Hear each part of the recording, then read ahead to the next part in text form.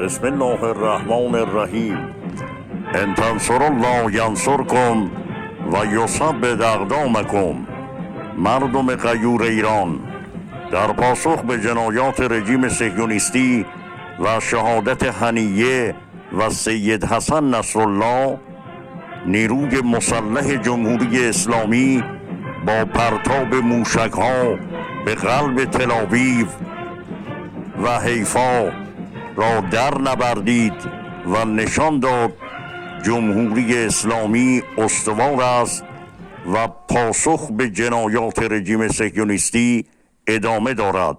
نصر من الله و فتح قریب با رمز یا محمد رسول الله پرتاب موشک به قلب تل‌آویو ارسال شد.